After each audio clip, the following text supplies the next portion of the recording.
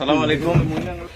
আমরা আজকে বন্যার্থদের আমরা দেখার জন্য আসছি। এটা হচ্ছে পশ্চিম কাশিমনগর, ডাগ্গাতলী, কালিকাপুর এই দিকের অবস্থা বিশেষ করে অত্যন্ত খারাপ।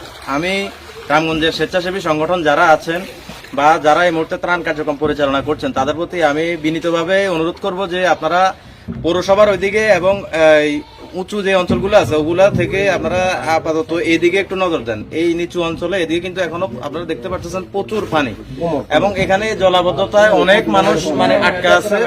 আমরা আজকে আমাদের ইউনাইটেড ফ্রেন্ড সোসাইটি অফ রামগঞ্জের পক্ষ থেকে আমরা সাধারণভাবে রান্না করা খাবার নিয়ে আসছি এবং পরবর্তীতে আমরা কালকে থেকে অথবা পরশু থেকে আমরা শুকনা খাবার এবং যাবতীয় যত খাবার আছে সব আমরা নিয়ে আসার চেষ্টা করব। আমি স্বেচ্ছাসেবী সংগঠনগুলোর দিকে বিশেষ দৃষ্টি আকর্ষণ করছি যে আপনারা এই অঞ্চলটার দিকে একটু লক্ষ্য করবেন। এই অঞ্চলের মানুষগুলো অনেক কষ্টে আছে। আমরা আজকে এসে এখানে যা দেখলাম যারা এই মুহূর্তে ত্রাণ কার্যক্রম পরিচালনা করছে তারা কিন্তু এদিকে কম আসছে। আপনারা এদিকে একটু নজর দেন, দয়া করে এদিকে একটু নজর দেন। আর আমাদের সংগঠন ইউনাইটেড ফ্রেন্ড সোসাইটি অফ রামগঞ্জের যারা আছে তাদের প্রতি আমি আমাদের এখানে যারা আছে সবার পক্ষ থেকে কৃতজ্ঞতা প্রকাশ করছি। অনেক হেল্প করেছে এবং তাদের এই কার্যক্রম, তাদের এই সহযোগিতা আশা করি আমরা ভবিষ্যতেও পাবো এবং অব্যাহত থাকবে। ধন্যবাদ সবাইকে।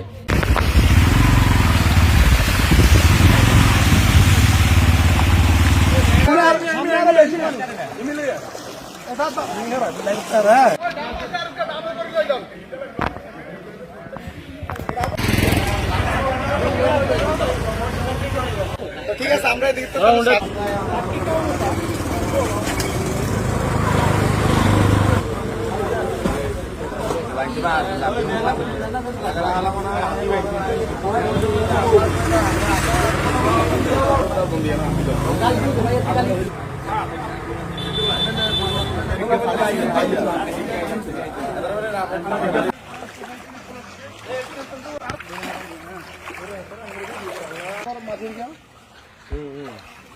এদিকে অবস্থা খুব খারাপ। এইদিকে রামগঞ্জবাসীরা বলেন যারা ত্রাণ নিয়ে আসবে আমরা সম্পূর্ণ করতে পারি নাই, অনেক বাকি আছে। পরবর্তী কার্যক্রম কি?